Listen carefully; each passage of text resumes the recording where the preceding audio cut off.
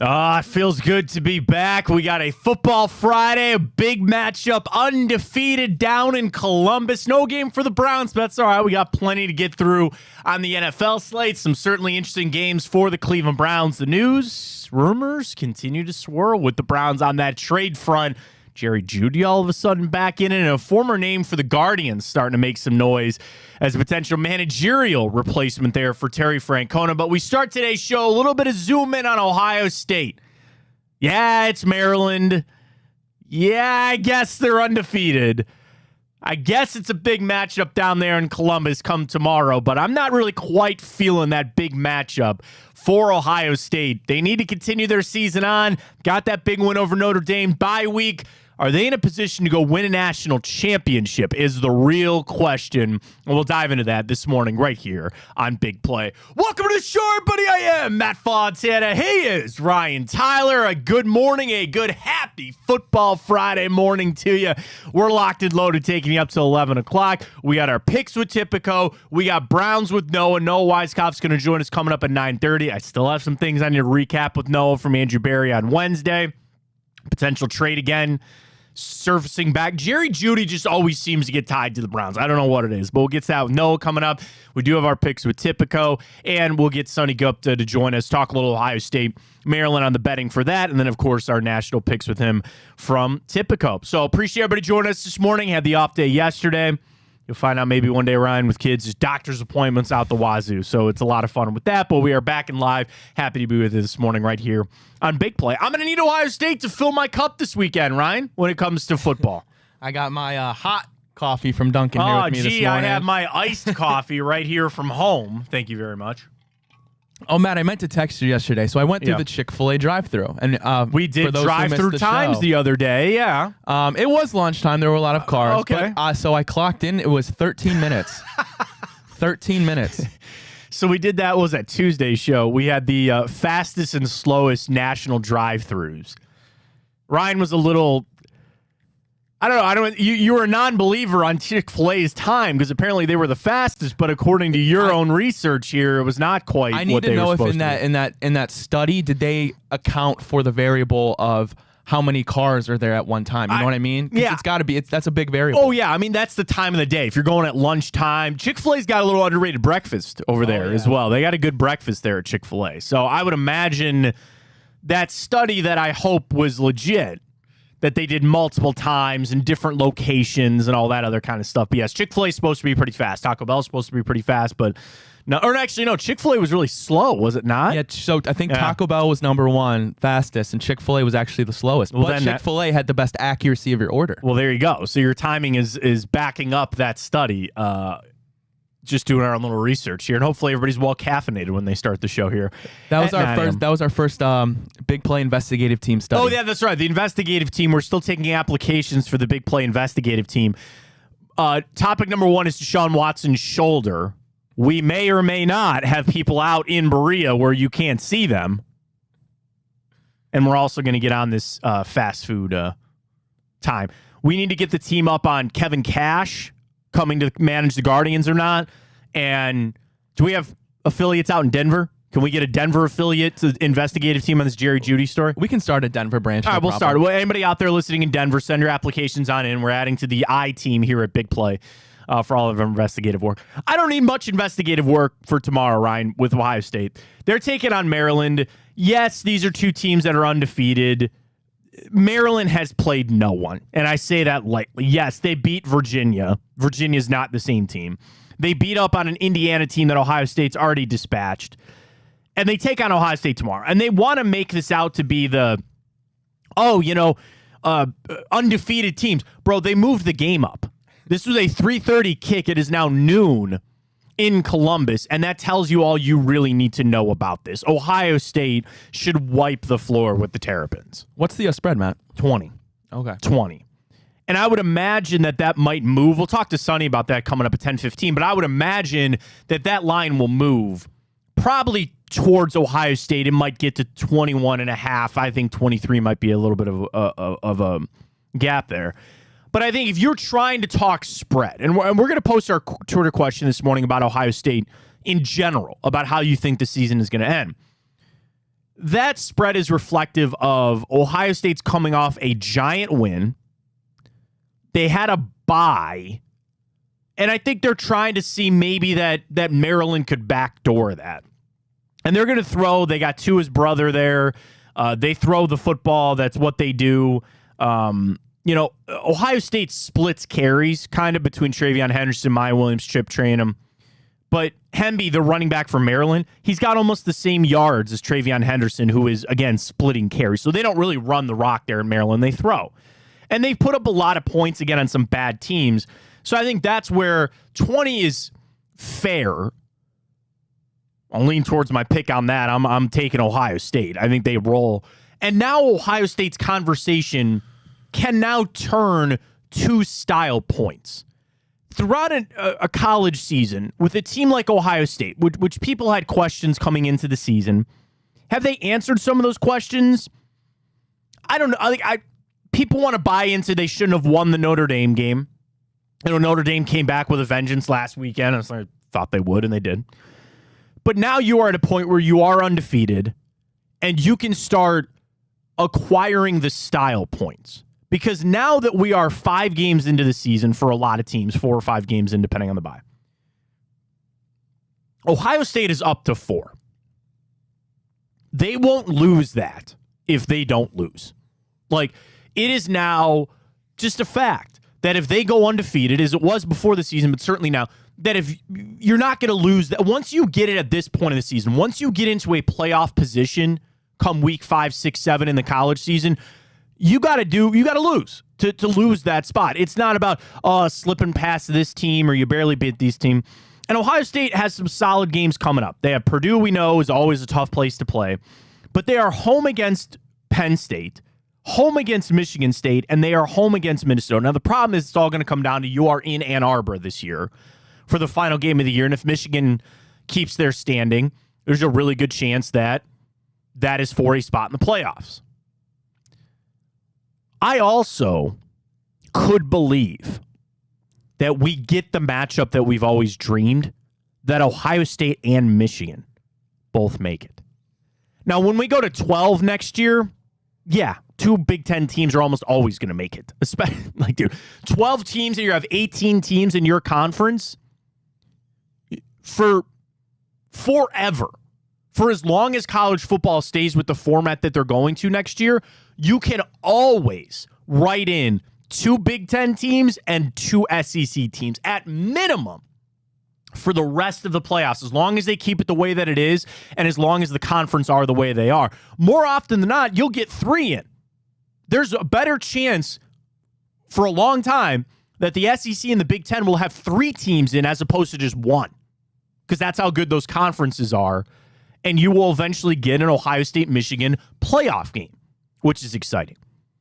I think there's maybe a world we get that this year. If they take care of business and both teams look the way that they look going into that game, I think there's a real possibility for that. And it's more on the SEC doesn't seem to be quite the juggernaut that they are. Yeah, they'll have to take a Pac-12 team, Oregon, Washington, USC. One of those guys will make it. Maybe Texas is probably your best bet out of the Big 12, but you have room because I don't know if a second SEC team is actually going to emerge and be able to make it. But that's a lot. There's a lot of games to be played, right? But I think about with where Ohio State is at, there are style points to be had because Ohio State is a team that you still have questions around. Have they done anything in these 4 games that you really feel uber confident about their playoff hopes? And I would say no. Kyle McCord pulled a drive out against Notre Dame when you need him the best. He's still top 10 for Heisman odds, but he's not going to win the Heisman. We know that. Marvin Harrison, that ankle injury, sounds like he's going to fight through it and play. And hopefully, again, you get up to a big score in Maryland, you can give him some time off. And that's kind of something that's tripped up Ohio State in the past, where they've gotten to this point of the season and you just ask them to just beat the teams you're supposed to. I know Penn State is 6 right now. We'll cross Penn State when we get there. But when I look at Maryland, there's nothing about that team tomorrow that I feel really bad about Ohio State's matchup. Again, I have questions with Ohio State. Defensively, okay, they showed up against Notre Dame. I think they're running the football fine. And really, it does come back to Kyle McCord. And I hope that Notre Dame is a game that he realizes I don't have to be perfect to win games. Loosen it up a little bit and see where he takes this team. So we're going to post this on Twitter, at Matt Fontana Show. How do you think Ohio State's season is going to end? Will they win the national championship? They'll lose in the playoffs, or they won't even make the playoffs. Those are our three options. We'll post that up at Matt Fontana Show. To cast my vote, they're making the playoffs. Are they winning a national championship? I don't think so. I think they're going to make it. Michigan is a good football team. Yes. I just can't pick them because I hate them so much. So I'm going to take Ohio State to beat them, to go to the Big Ten championship game, and make it to the playoffs. So I'm going to say they make it, but they don't win the national championship. Ryan, cast your vote this morning. How does Ohio State's season end? Buckeye faithful aren't going to like this, but I don't think they're going to make it. I think they're going to have two losses, I think, to Penn State and to Michigan. Okay. Drew Aller's doing some big things there for Penn State. It's a tough place to play, even though, again, it's here. It's in Columbus. And that's 2 weeks away. And that's where I think Maryland, next week at Purdue scares the living crap out of me. Because Purdue is always really hard to play at, and you could be having that trap game looking forward. But I thought, didn't Hudson Card get hurt in their last game? I don't know. And Purdue's only 2-3. That game scares me a little bit. I think they are super locked in on Maryland. I think they're ready to go for tomorrow. It's in Columbus, so I'm going to go ahead and take the Buckeyes to win tomorrow, and then, of course, make it to the playoffs, but lose. So we'll take more of your Ohio State thoughts on Twitter, at Matt Fontana Show. I'm at Matt Fontana 83. Ryan is at Ryan Tyler 33. To the pro game we go. Let's do it. Of course, no Browns this weekend. And I think we've discussed a lot about what this bye could be.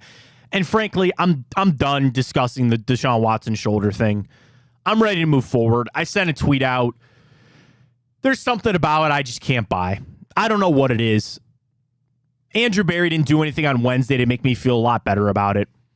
I want it to just be he tried to make it, he couldn't. Maybe there's a lesson to be learned about how exuberant you are during the week that you're going to play. Whatever. It's not a long-term injury. He'll get it healed, and they'll come on back after the bye. But as we get closer to the trade deadline, and Andrew Berry didn't give any answers. He likes the running back room, and he likes the wide receiver room. Of course he does, because he built it. And there are other teams out there. The Panthers are pretty wide open, saying that they want another wide receiver. Go trade for Chase Claypool. Good job, Bears. Thank you very much on that. Tipico. Good job. +6. I should have just taken him on the money line, obviously, but great game last night. But I think the Browns, Jerry Jeudy has come back up. Mary Kay Cabot at Cleveland.com has brought his name up. I saw CBS brought him back up. And I think the question more on that is, it sounds like Denver doesn't want him. Like, why does he keep coming back up on trade rumors? And I would imagine it just goes back to Denver, right? Like, okay. Jerry Jeudy is third on the team in receiving yards. Granted, he did miss a game. And he is second on the team in targets. Am I wrong, or is Marvin Mims first in both? No, he doesn't have very many targets. Here's the crazy thing. That's what I'm saying. Like, he only has 9 receptions, but for 242. He's averaging 27 yards a reception. I went on that little rant a little bit ago. Sean Payton play Marvin Mims. Well, so I think they will, and Cortland Sutton is still there. And maybe they think that they can jettison Jerry Jeudy for something else. I don't know. The question is getting him away from Denver, because Denver feels like a team that thinks they're still in this. And they're on unproven ground as it is. So trading away a guy like Jerry Jeudy, what would the reaction be there? Is that something that is signaling they're packing it in and they're not going to compete this season and they try to get the best deal possible? Like, why does Jerry Jeudy keep coming back up? And if people don't remember, this offseason, that was a hot and heavy rumor that he was coming to the Browns. It wasn't even that the Browns were interested. It's that he was coming, that they were going to trade for him, and then they pulled a trade off for Elijah Moore. The report was the deal was too much, that they were holding out a 1, I think, for Jerry Jeudy. Okay, they ain't getting that now. And maybe it is played out where he's available. But when you add people, there's always a subtraction. Anytime you add a player, there is a subtraction to be had. First up, on snap count and targets, talking about wide receivers, right? So if you look at where the Browns are at right now, I think Jerry Jeudy's a good player. Who does he take targets away from? Not Amari Cooper, we know that. Donovan Peoples-Jones, Elijah Moore's been a missing man so far. Okay, slide him in. Are you actually going to start throwing him the football? Take on that. If the Browns are really that fearful of their run game, turn it into a passing team. Like, we talked a lot about the balance that we wanted to have with the Browns' running attack and the passing game, and wondering how that was going to go. Kevin Stefanski, very famously this preseason, right? Nick Chubb's going to get his touches. Nick Chubb's going to get his carries. Well, now Nick Chubb's not here. What is preventing you from becoming a team that throws it 40 times a game? Well, your answer might be Deshaun Watson and how he's looked on the field, plus the injury. And any coach would tell you, you got to have some sort of balance. You have to run the ball at some point. But if you went and traded for Jerry Jeudy, yeah, we're just going to throw the football. That is going to be the name of our game on our offense. We're going to have this big shift, and we're going to have to throw. Well, getting another wide receiver in here would help. But then the second part of the subtraction I'm talking about is your money and your assets. And Jerry Jeudy is still on his rookie deal, right? Yep. Sorry, I should have looked this up before the show. So, and they haven't picked up his fifth-year option. Oh, no, they did. They did for next season. So he is due about $4 million for this year and $13 for next year on the fifth-year option that is exercised. There's a chance Donovan Peoples-Jones isn't here next year. And you could rationalize that if you traded for Jerry Jeudy, he would take that spot, help supplement this season, and then next year your signal is we're going to ride with Amari Cooper, Jerry Jeudy, and Elijah Moore will still be here. Draft pick. I don't know if I feel so good about giving up a second-round pick for Jerry Jeudy. I don't know if I like that, especially the situation that we're in. And I very famously had this debate on my prior show when it came up in the offseason. And I asked the question, is Jerry Jeudy the best wide receiver on the Cleveland Browns? Like, if he showed up today and walked through those doors in Berea, is he your best wide receiver? And I would say probably not, because it's Amari Cooper. But yes, he would be better than Donovan Peoples-Jones, certainly better than where Elijah Moore is at right now. But at what level? That's for the talent evaluators. That's for Andrew Berry to decide. And also, is it making a move to make a move? You're telling me that there wouldn't be a little uptick in excitement? You're telling me that there wouldn't be a little bit of more optimism in Berea if they made that move? It's never quite that easy, right?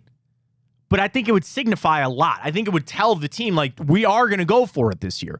And make no mistake, I think the Browns have got to do something. Not making a trade to make a trade's sake. And I don't think this trade's going to happen by Monday. We sent the clip out. I don't think the Browns are going to look the same when they show up on Monday in Berea. I don't think they're making a trade over the next 3 days. But if they go out against San Francisco and they play well maybe and then lose a close game, there might be pressure to say, you know, we're that close. Like, if we just get over the hump a little bit, there could be a player out there that helps us. Maybe that's it. Or conversely, you get smoked, offense doesn't look like anything, and then that is even more pressure to say, okay, we got to go do something to fix this. I don't know why this just keeps popping up. Like, this won't go away, this Jerry Jeudy story. Then people will instantly, and I already saw these tweets, well, he doesn't play left tackle. That's not even the player from the Broncos most people want. Everybody brings up Garrett Bowles. Can I shoot that down for just one giant second, Ryan? Garrett Bowles is a guy that lost his job before. Yes, at this point of the season has only given up one sack, which is great. What are you going to do with Jed Wills? Seriously. You have no choice but to ride it out with Jed Wills for the next 2 seasons. Sorry. I know you don't like it. I don't know if I like it. But the money, the guaranteed money, Jed Wills is not going anywhere unless you scheme up the craziest trade that I've ever seen in my life. And you call Denver and you say, we're taking Garrett Bowles, we'll take Jerry Jeudy, and we'll take Javonte Williams. And here's Donovan Peoples-Jones, and here's Jed Wills, and you probably have to throw in a Greg Newsome or somebody else, and you'll have to throw in a bunch of draft picks. Go for it, man. Whatever. Like that's not happening. So the left tackle thing, for people that keep bringing up Bowles or anybody, I'm telling you, it's not happening. Jerry Jeudy, I guess I could listen to. I could understand that there's a semi-path there. You're stuck with Jed Wills. I'm sorry. There's nothing you can do about that. Was that a mistake to pick up his fifth-year option? Yeah, probably. But here we are. So just let that go. That's gone. The running back position, what would be more beneficial, to trade for a running back or to trade for a wide receiver? Jonathan Taylor's apparently all good now. Did you see those reports coming out of Indy? Came back off the PUP list. He might play this weekend. Apparently they had some, I don't know. They're on the same page now. And I'm sure Taylor understands, let me just play this season out. Colts are playing a little better than I thought maybe. And he'll hit free agency. So I guess for the tiny, tiny glimmer of hope that was still there for Jonathan Taylor, I think that's out the window now. That's gone. So I guess Jerry Jeudy. At this point, I guess, Ryan, we've scratched names off the list. We just have to come up with somebody for the Browns to potentially trade for. And that's kind of sad. I don't want to do that stuff. I hate that. I'd love to be in a position where you're confident in your team, you're playing well, and we don't have to have these fake, trade ideas. And there's rumors, sure. The three teams I saw, it was the Panthers, who apparently have made it well known that they want another wide receiver. The Browns, and there was one more. Let's see if I can pull it up here quick for you. Panthers are sniffing around. God, there was one other team, I thought. I know I saw one other team that popped up in there. That's the other problem, too. If you find a team that, could you get into a bidding war with somebody? Is that really something you want to do? Hunter Renfrow might be available. Maybe a little cheaper there. Was it Minnesota? I don't remember. There was somebody out there in addition to the Panthers and potentially the Browns that I saw. I don't understand why it keeps coming up. I'm going to go ahead and scratch that off. I don't think they're making that trade. I just don't. You don't have the assets. You don't have the room. I'm sorry to say you might have the team that you have, and you got to figure it out. All comes back to Deshaun Watson. We'll talk to Noah Weiskopf. He was recapping everything with Barry that he spoke on Wednesday, so Noah's going to join us about 10 minutes. To baseball, man, did I take it in the shorts again on Wednesday. Good Lord. Literally, 3 out of the 4 series, I was dead wrong. Dead wrong. I picked the Rays in both games against the Rangers. I just wanted to hate on the Twins. So I took the Blue Jays in both games. And then the Diamondbacks backed their way into the playoffs. There was a point in the season, I think in August, they had a 10% chance to make the playoffs. Not only did they're now going to the divisional round. And then Phillies, they're the only team that actually showed up like I wanted to. So not a good week for me on the baseball side of things. Does that mean, Matt, then you're all in for the Phillies to win it this year, since they're the only ones that got your back? Yeah, sure. Yeah, I'll roll with them. I might just make the proclamation, and this is the smart thing to do sometimes as a betting person. Ryan, I might be done with baseball. I just might step on back and say, you know what? The betting gods are just telling me, walk away, man. I've been there for a while. Walk away. They start back up on Saturday. But obviously with the Rays being unfortunately jettisoned from the playoffs, Kevin Cash's name came back up for the Guardians managerial search. And granted, the Rays have made the playoffs. Got swept. Did you see that stat? The Rays are 1-8 since Kevin Cash infamously pulled Blake Snell. Wow. In that one playoff series. They might be in that era of we need to make a change for making a change. Kevin Cash has been there. He's been uber successful. but he's not getting the job done come the playoffs. And baseball managing is a lot different than coaching in any other sport. I get that. He's got Cleveland ties, clearly. He's one of the guys that I think Terry looks at very fondly. You know, there's the culture that we talk a lot about with Terry is that family vibe, right? And when Kevin Cash would come back, they'd always put on the Jumbotron, his career batting average. They loved poking fun at him. And there's a world, and this is what I think, if people really wanted Kevin Cash, who I think is a good manager, I do, you would pull on the heartstrings of Terry Francona to say to Kevin, hey man, Terry's still here. He's going to be a part of the organization, and you could be a great fit. The problem is he's still under contract with the Rays. The Rays need to fire Kevin Cash. And I don't know if that's going to happen. If he does somehow come available, there's no question in my mind, he is my number one managerial choice, without a doubt, if you could get him. And I'm sure Chernoff and Antonetti are trying to burn the phones up to figure out, are they actually going to have a shot at him? And I would think that Kevin Cash would be wanting to come back to Cleveland too. He knows the culture, he knows the fan base, he knows the organization, and he's a guy that would come in here with a little bit of cachet and have that built up. I also come back to a big factor that I don't think a lot of people are still talking about, is that Terry Francona will still be here. And we've debated that on this show. Is that a good thing or a bad thing when your legend Hall of Fame manager is still in the building? There's the old saying, you don't ever want to replace a legend. You want to be the guy that replaces the guy that replaced the legend, because that's a tough bill to live up to when you take over for somebody like Terry Francona. So I could see it both ways.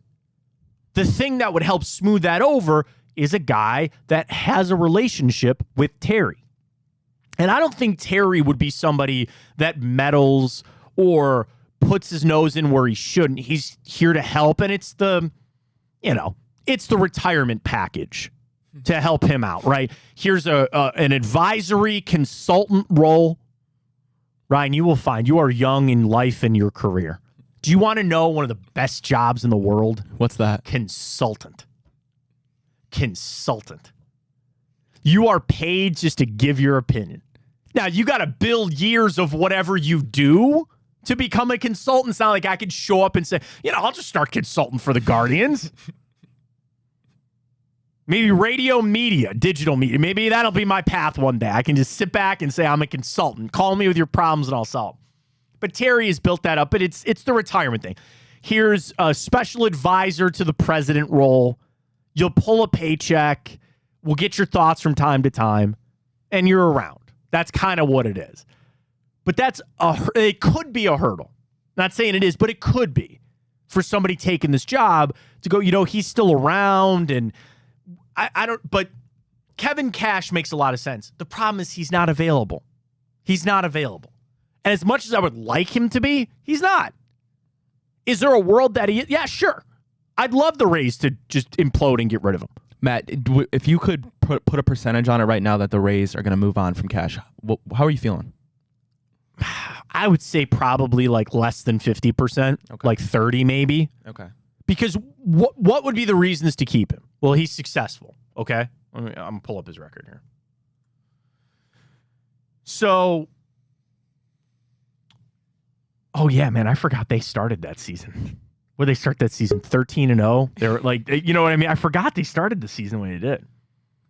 So he has made the playoffs the last 5 years. 5 years. Lost in the ALDS in his first year. Then went to the World Series against the Dodgers. So they're only 3 years removed from the World Series. Lost the ALDS to Boston in 2021, and then the last 2 years swept out of the AL Wildcard Series, including in 2022 against Cleveland Guardians, Oscar Gonzalez. Good times. So there could be something about, like, it's getting stale. Dude, he's been there since 2015. Can you believe that? 2015. Maybe. Now, the same thing that the Rays are having the same debate. Who could we get? Who could we get to replace him if they wanted to move on from him? But I don't know. I'll put it out there in the ethos if it happens. I'd love Kevin Cash to become available. He's not at the moment, and we'll have to see how that goes. Can we bring him right in? Let's do it. Noah Weiskopf going to join us here. Let's talk some Browns. Follow him on Twitter at Browns with Noah. Noah, you are also on IG, if I'm not mistaken, right? Yes. Browns with Noah, same IG? Yep. Good job. You got to keep the branding all the same, man. Once you get people hooked, you got to keep them on in. But we appreciate you joining us. And really, Noah, I just wanted to recap a lot of what we heard from Wednesday from Andrew Berry. So again, follow Noah on Twitter at Browns with Noah, covering the Browns for SI now with Browns Digest. Noah, first up, what was your biggest takeaway of a lot of the things that Andrew Berry said? And we'll get into them, but what was your biggest takeaway from his press conference on Wednesday? Yeah, I thought it was super interesting about the Deshaun Watson thing. Me too. To me, it almost seemed like you could think that it was a team decision to, just sort of be wise about it, hold Watson out, you get a bye week. But Andrew Berry came out and said that he didn't feel he wasn't able to go. And I thought that was pretty telling. It was interesting to me that the Browns sort of made it seem as if he was expecting to play. Everyone was he was going to play throughout the week. And then you get to Sunday, you get to 2 hours before the game, an hour and a half before the game, and he can't throw a ball more than 12 yards without pain. So I thought that was significant, very significant. Am I reading too much into it? No, I can't let this just live. There's something about it. Maybe the mistake was being so confident throughout the week. But when I hear it was structurally okay, he was medically cleared to play, it wasn't a pain tolerance thing. And I get it that maybe that shoulder just would not let him throw. We've all had some sort of injury, a pull a calf. You can't do anything. I want to believe so bad that it is, but am I crazy, Noah, for just thinking that there's something else there?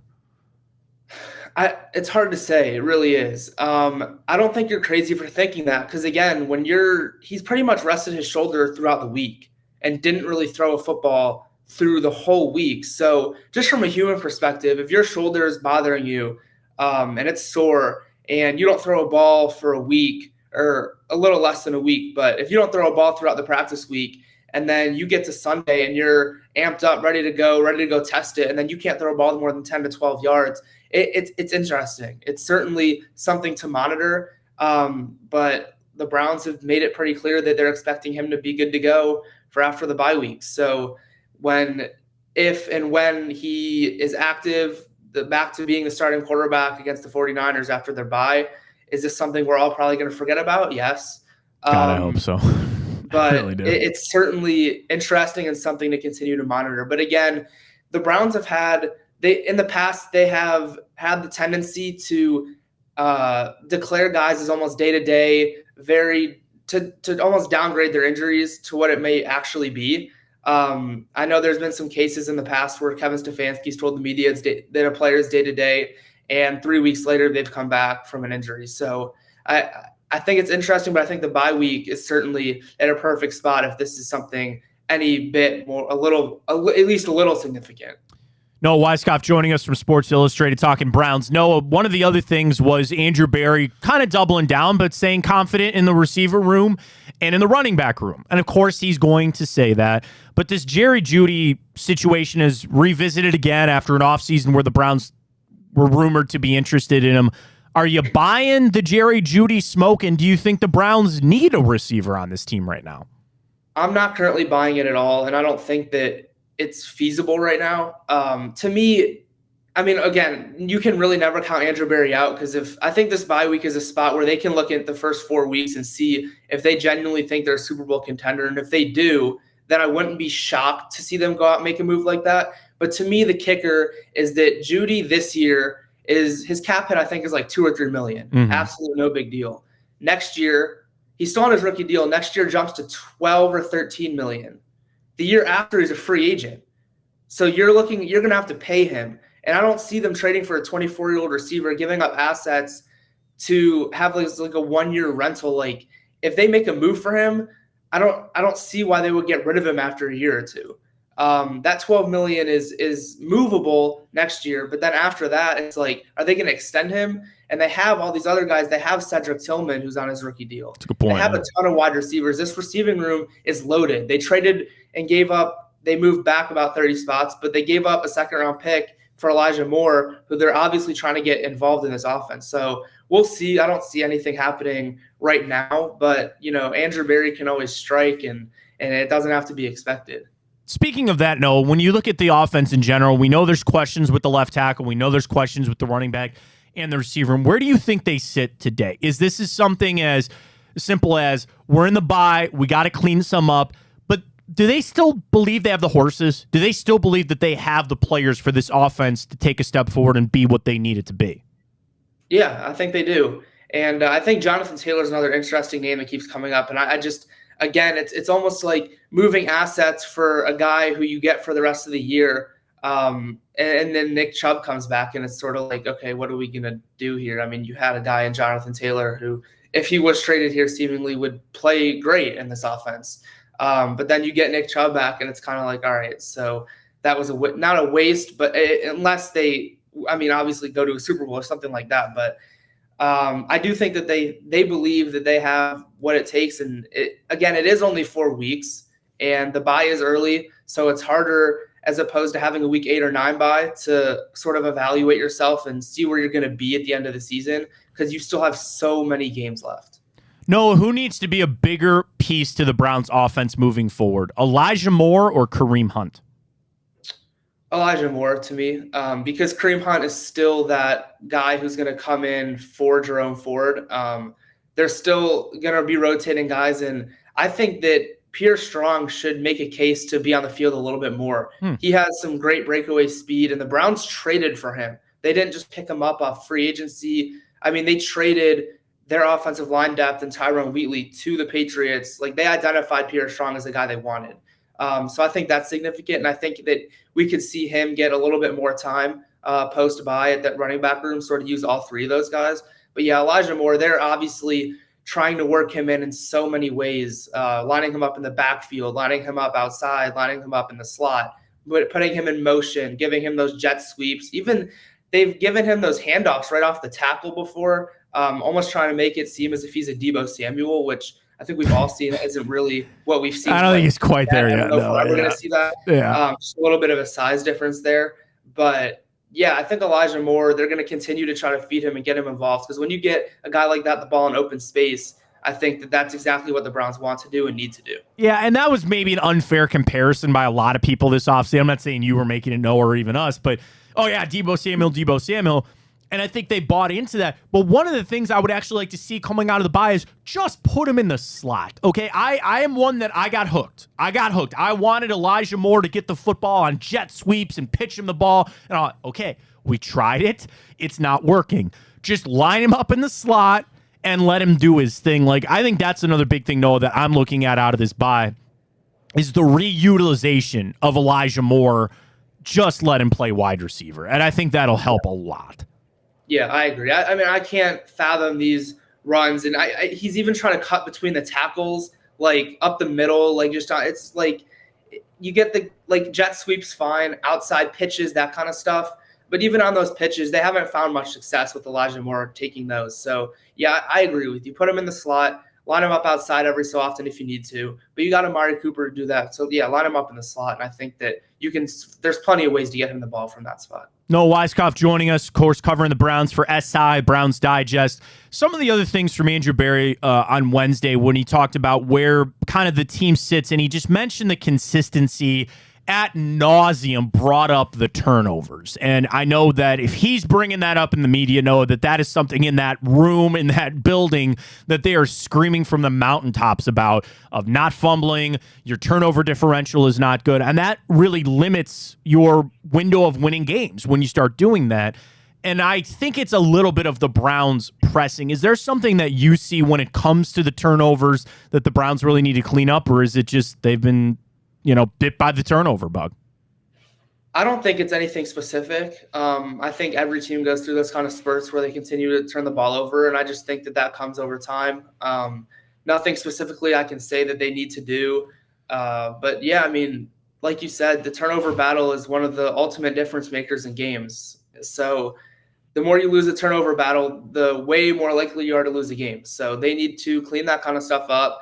And I think the defense, as long as they continue to perform, they'll keep them in some of those games if they have a couple turnovers like they've been doing for the most part. So, yeah, I think that it's not really something you can specifically do, but, it just comes with the game.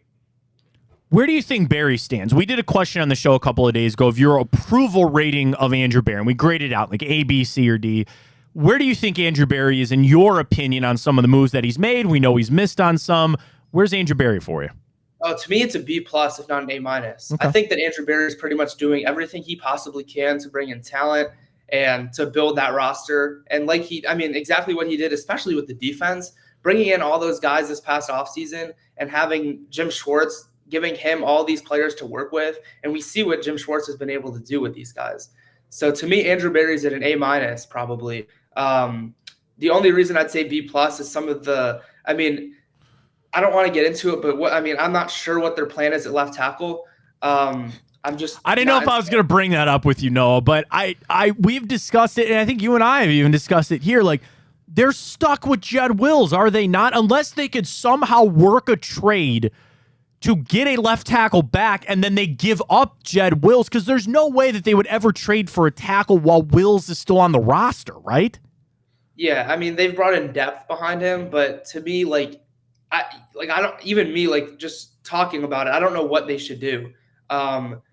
It's not easy to just go out and find a great left tackle and plug him in and give up a, whatever round pick it might be like that. Those don't come very often.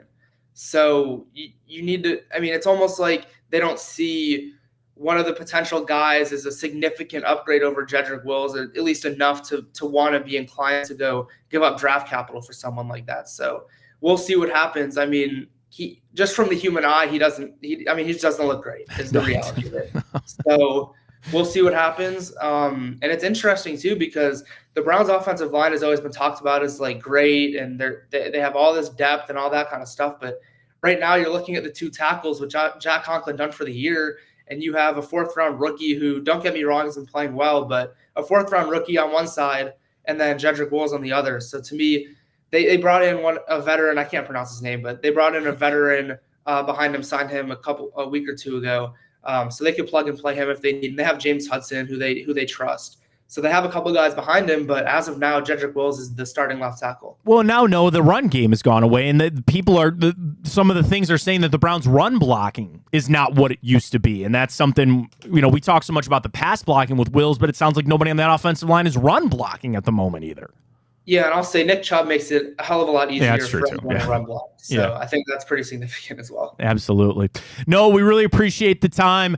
Any game you're watching, so obviously we've got a big one with the Ravens and the Steelers. There's thought process, like if the Steelers could beat the Ravens and bring them back down, or do you just want to bury the Steelers and kind of get them out of the way? A couple intriguing games, and then even though I'm kind of in not a sad spot, but I'm watching playoff, like the wild card situation for some of the AFC teams, and there's quite a few teams on a bye, but I'm starting to scoreboard watch here a little bit and circle some teams like the Titans and the Colts now all of a sudden play this weekend. And could that be a wild card matchup for the Browns? I think there's quite a few intriguing matchups that have impact on the Browns this upcoming weekend. Yeah, I think so too. I think that it's going to be super fun to see the Ravens and Steelers. Looks like Pickett's going to be good to go. I know. I think he was a full participant yesterday, so looks like he'll be able to play. And the Steelers certainly are due for a bounce back game after getting thumped by CJ Stroud and the Texans. So, we'll see with that game, but just from an NFL standpoint, I'm super excited for Sunday night, Cowboys and 49ers. We'll see with that one, and also just sort of watching the 49ers and the Browns play them next week. So just sort of seeing if they can pull out a win. I think they're at home against the Cowboys. They are. A lot of people have the Cowboys as one of the upset picks of the weekend. I don't know if I'm quite there. Would you dare make a selection on that? It's 3.5 for the 49ers. I've never been able to buy into the Cowboys. All right, fair enough. So Noah likes the 49ers, kind of swaying our pick here. No, really appreciate it. Follow him on Twitter at Browns with Noah, Browns Digest, Sports Illustrated. Enjoy the bye weekend, man. Thank you. Thanks for having me. There he goes. Noah Weiskopf joining us right here to recap a little bit of Andrew Barry. I'll write down that pick. Maybe we'll start keeping Noah's scores here for us. But 'tis that time, Mr. Ryan Tyler. our selections of the NFL slate.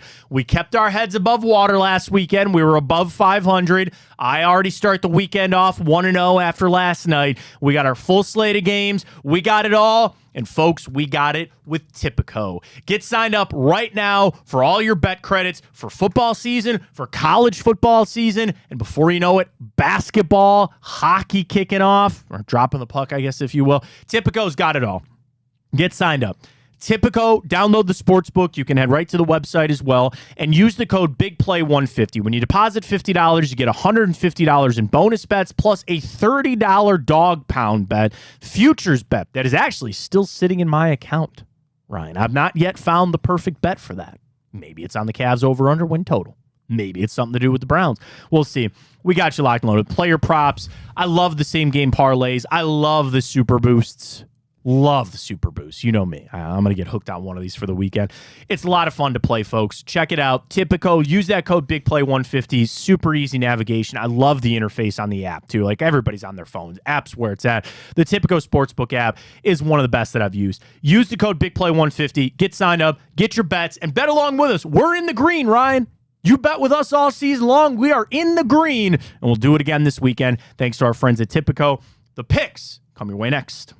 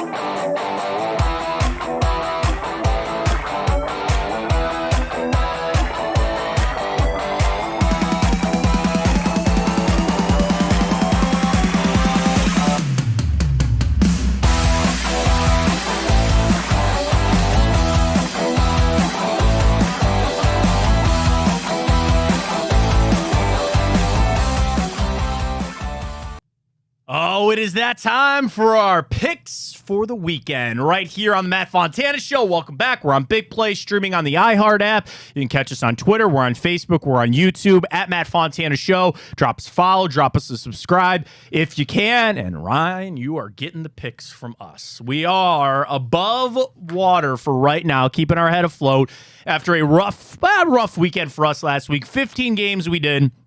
We both win 8-7.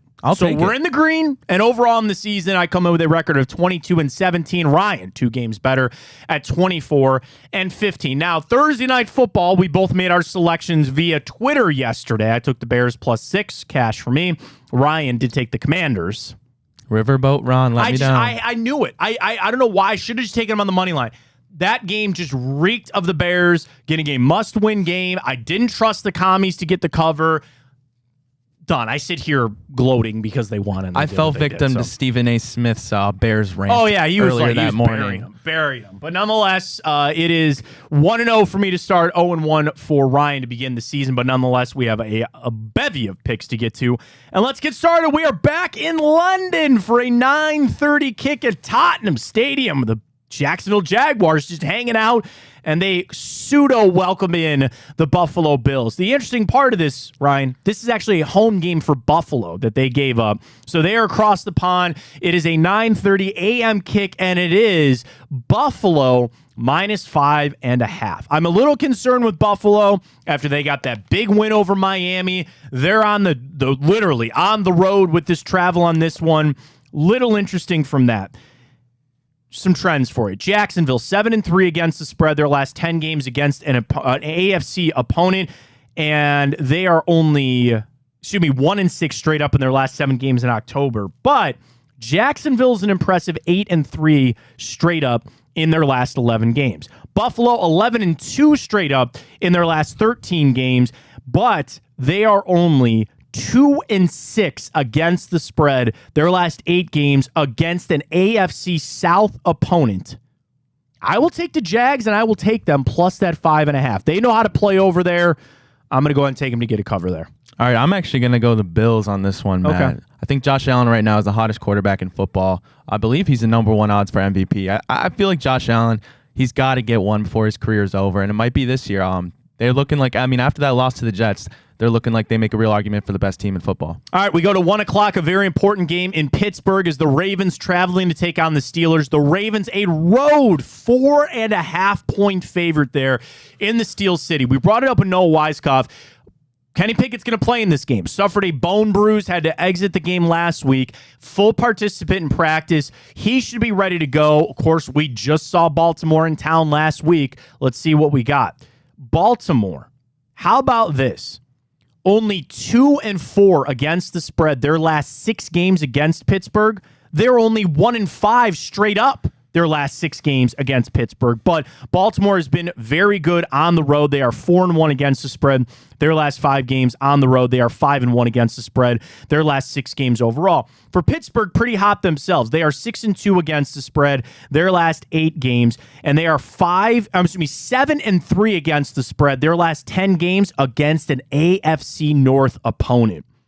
Ravens on the road 4.5. I'm going to ride Baltimore here. I think they know the division is in their hands now. Pickett, banged up, little hurt. Najee Harris coming out this week saying the team's playing soft. I'll take Baltimore. I'll take a minus that 4.5. Alrighty, Matt. Looks like we're disagreeing today. I'm going to actually go with the Steelers to cover in this one. All right. Well, in Pittsburgh. Last time I bet the Steelers and Ravens, the Steelers won me a couple Benjamins, so I'm going to ride with them in this one. All right, Texans taking on the Falcons. This game's sneakily all of a sudden good with 2 teams at 2-2. It is a 1.5 home favorite here for the Atlanta Falcons. The Texans, C.J. Stroud setting all these records, doing all these amazing things, but then conversely for the Falcons, they've fallen off a cliff, right? They've tried to run the football. They can't. There's people screaming they need to trade Kyle Pitts out of there. You had Mac Hollins yelling at Desmond Ridder.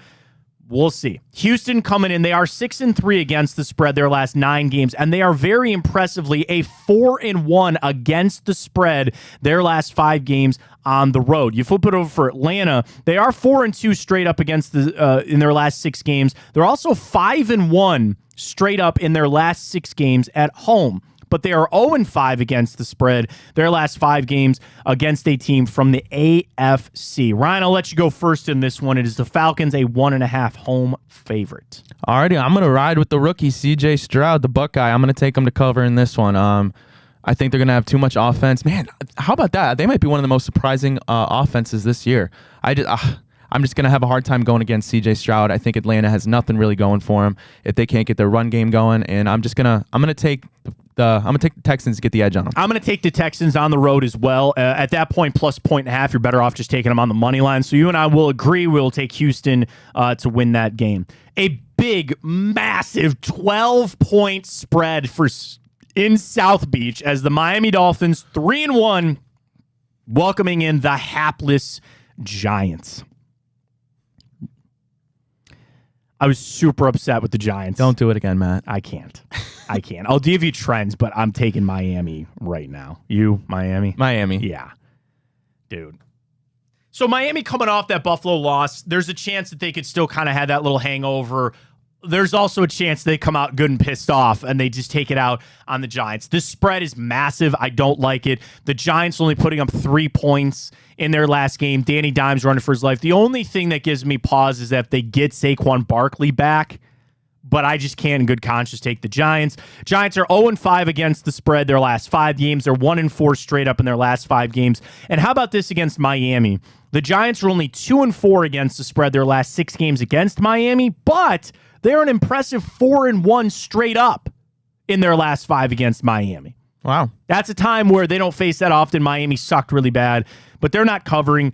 Giants are only 6-13 6-13 straight up in their last 19 road games. So they're not good road team under Brian Daboll. You'll flip it over for Miami. They are 4-2 straight up in their last 6. They are 13-2 straight up in their last 15 games at home, and they are 6-1 against the spread their last 7 games. I'll take Miami. That's a big line. I don't like any part of it, but I guess that's where we sit.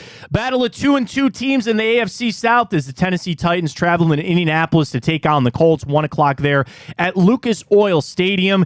They're trying to piece it together there with the Indianapolis Colts. Story of the week, clearly, that Jonathan Taylor will be back. It sounds like he's going to play. How much is yet to be seen? Anthony Richardson playing well.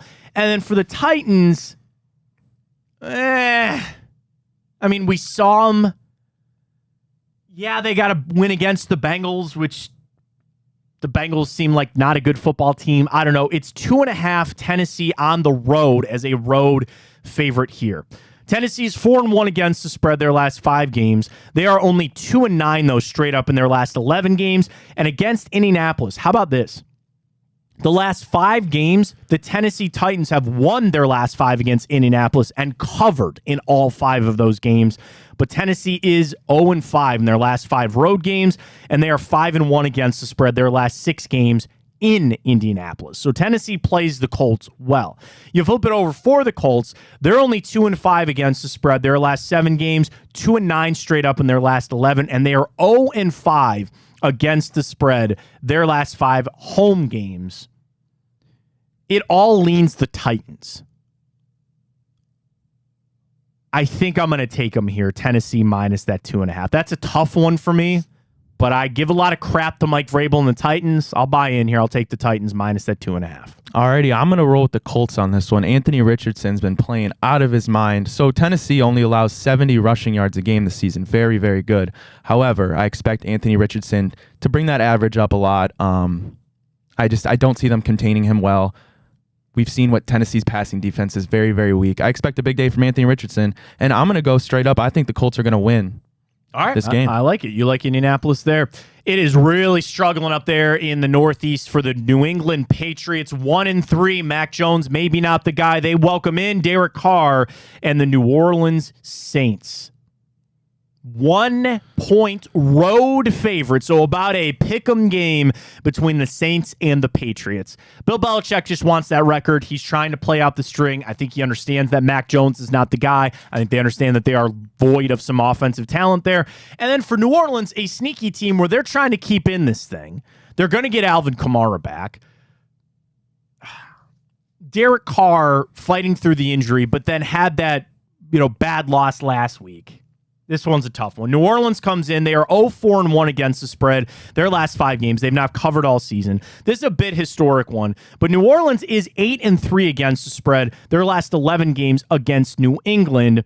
New Orleans does come in. They are only 2-5 against the spread their last 7 games against an AFC opponent. You flip it over for New England, nothing's going well. 1-7 against the spread their last 8 games. They're only 1-4 straight up in their last 5 games.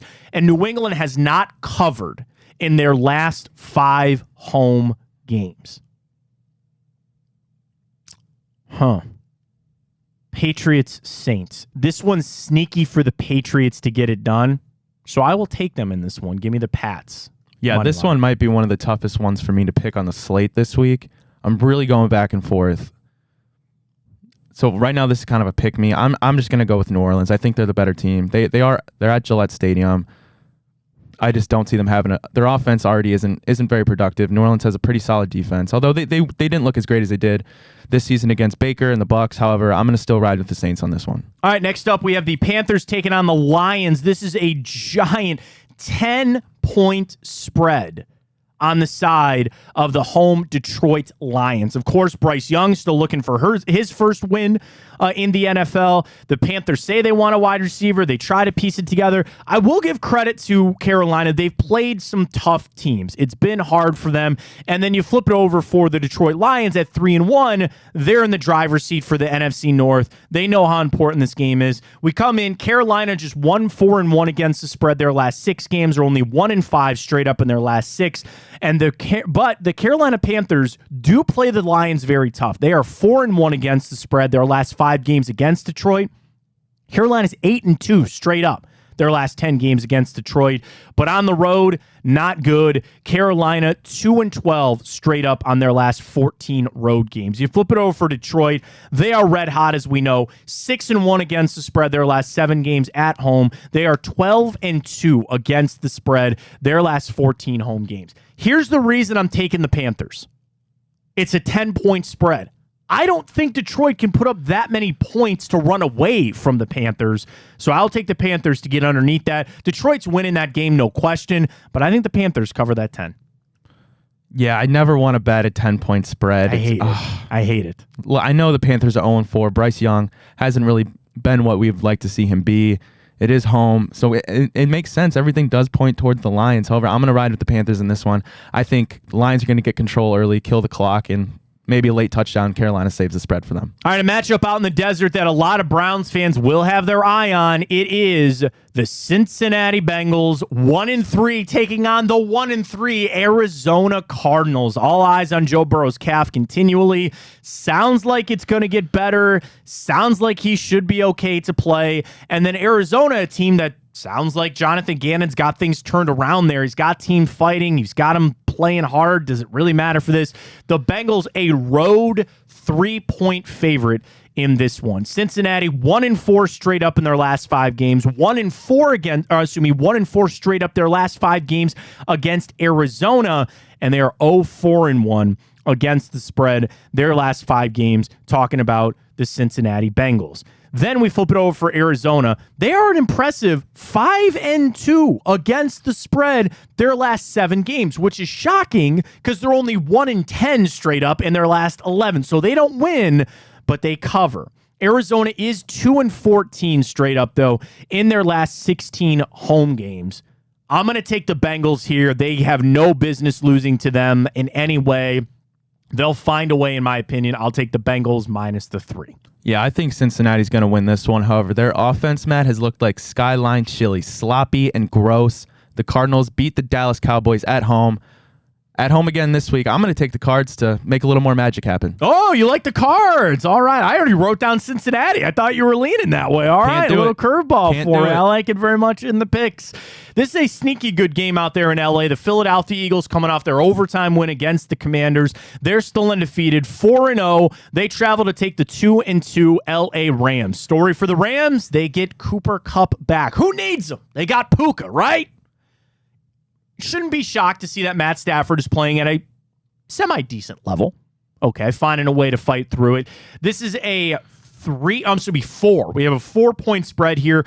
Eagles on the road out there in LA to take on the Rams. Let's dive in. Let's see what we got here for the trends. We start with Philadelphia. They are 7-1 straight up in their last 8 games. They are 6-1 against the spread their last 7 games against the Rams, and they are 6-1 straight up in their last 7 games against the Rams. Philadelphia, extremely good on the road. They are 9-1 straight up on their last 10 games on the road, and they are 6-1 against the spread their last 7 games when playing in LA or on the road against the Rams. You flip it over for LA, they're sneakily covering 4-0-1 against the spread their last 5 home games, but they're not winning those games. They're only 4-11 straight up in their last 15 games, and the Rams are only 1-6, as we mentioned how good Philly was in LA playing them. They're only 1-6, the Rams are, against the spread. But seems like take the over in this one.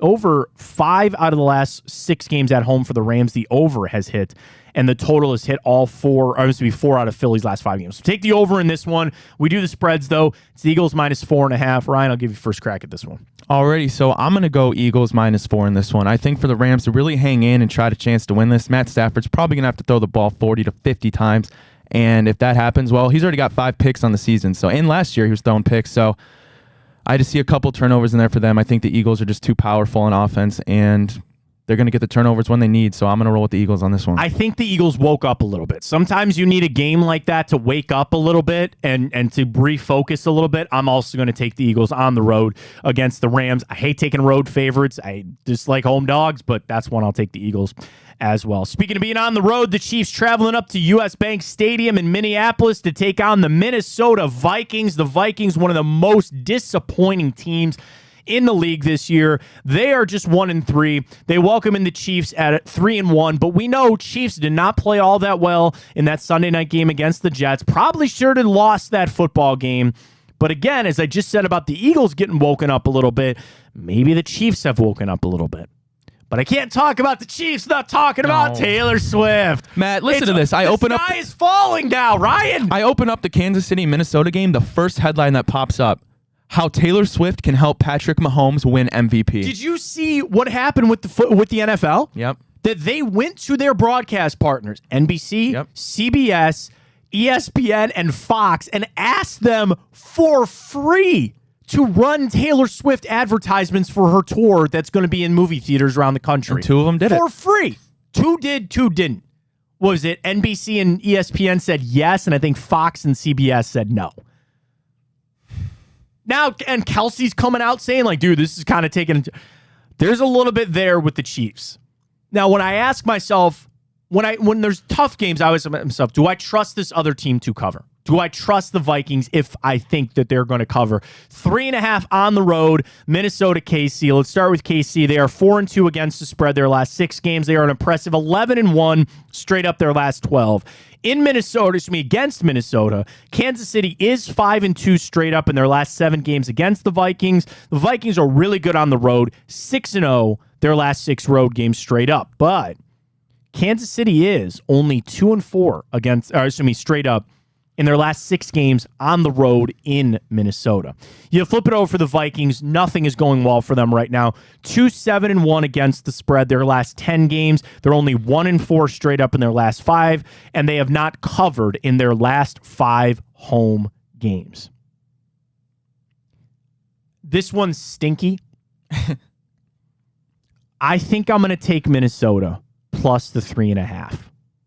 When I see a game that just screams one, I'm a little jaded from last week. I'm going to take Minnesota plus the 3.5. Yeah, this is a very trap game. So for this one, I'm just going to go straight from the eye test.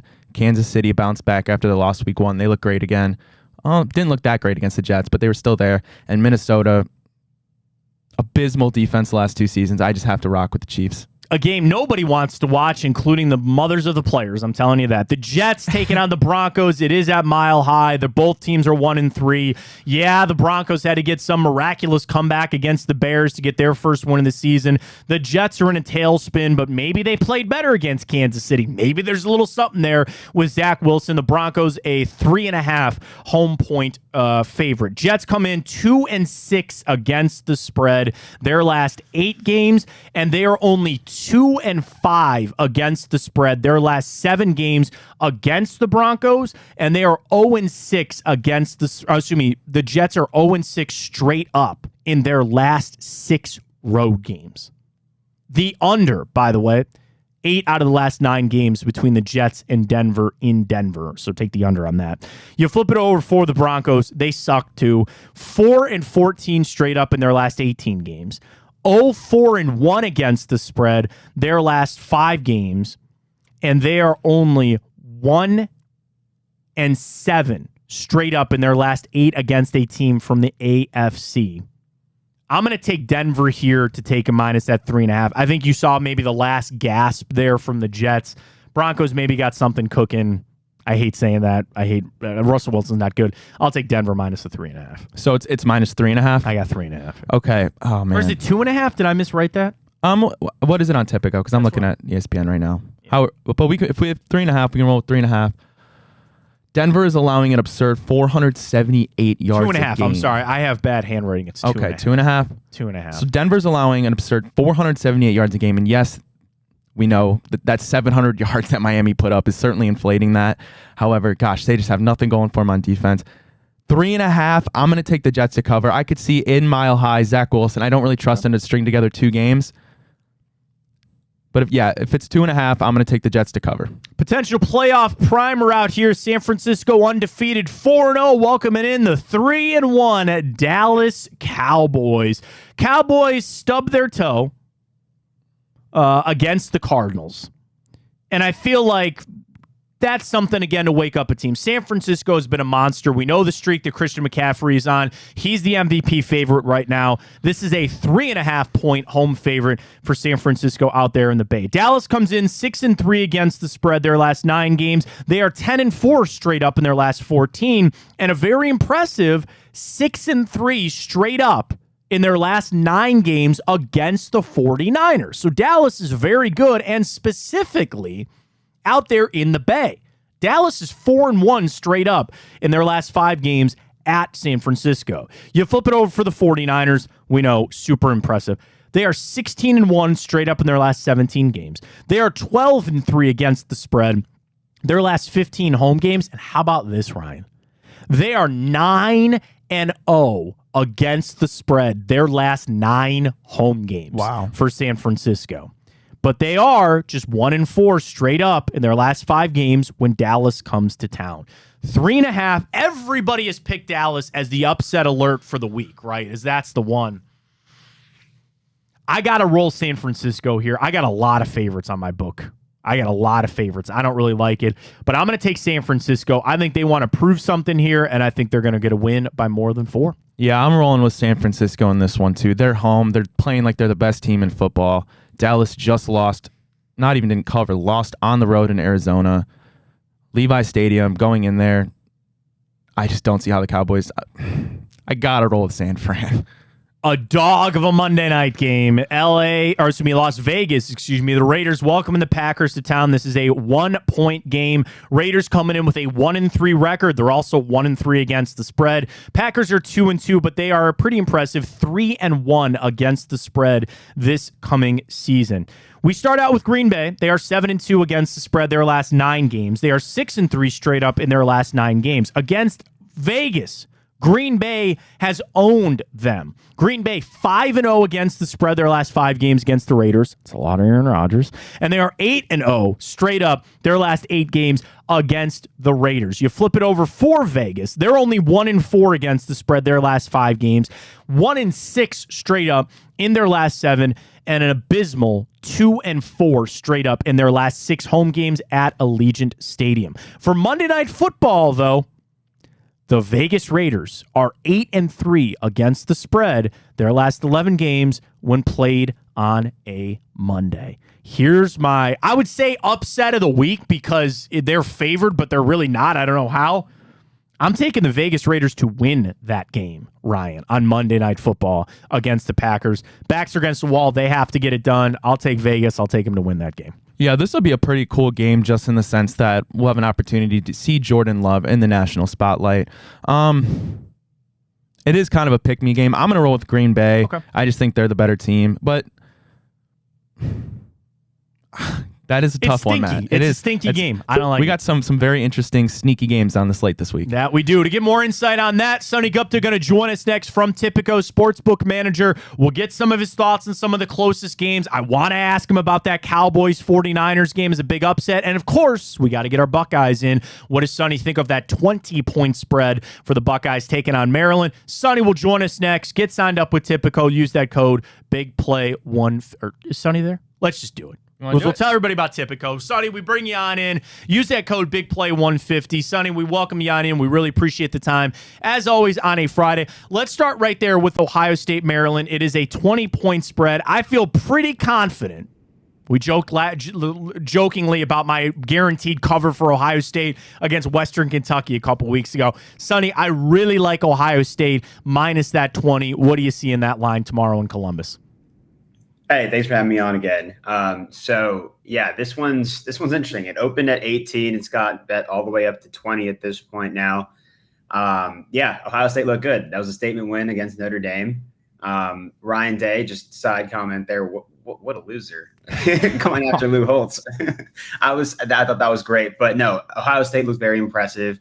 Notre Dame is definitely a tough team, and against this Maryland squad, who, despite Talia looking really good, everybody knows this to his little brother. I still feel like Ohio State here is looking to make a statement win and climb up the rankings. So right now, actually on Tipico, it's about a 50-50 split on the spread. Really? With 9% of the money on the over. Yeah, I was surprised by that as well. Okay. But also, I'm talking about the main spread, right? So now it's at 20. Yeah, so it did get bet all the way up, but now at 20, it's about a 50-50 split. I still like Ohio State here. I feel like they'll make a statement win. Another statement one, obviously, down there at the Cotton Bowl, the Red River rivalry shootout, whatever they want to call it. Number 12, Oklahoma. Number 3, Texas. 2 undefeated squads. It's Texas minus that 5.5. This is one I'm sure has a lot of money at Tipico, Sonny, and I would imagine that there's probably some good money coming in on the Sooners. How is that true? Is that really a thing? I would still probably take Texas to cover, but I feel like Oklahoma a little sneaky in that one. Yeah, so not quite the 2-point movement that we saw with the Ohio State game, but this one moved from 4.5 to 5.5 with us. So yeah, obviously the early money was on Texas. Now at 5.5, it's again split. So again, I like Quinn Ewers in Texas to cover here, despite Dylan Gabriel looking really good and starting the season strong. Quinn Ewers has also looked like that number 1 prospect that we originally thought he was going to be. So with Tipico, the money's 50-50 split. I'm taking Texas minus 5.5 here. Final college game for you. I think Georgia needed, like a lot of teams are talking about in the pros, sometimes you need that little wake up. Sometimes you need that little bit of a shake. I think Georgia got that. They welcome Kentucky down to Athens. It's 14.5. Kentucky, the 20 team in the nation. Georgia, number 1.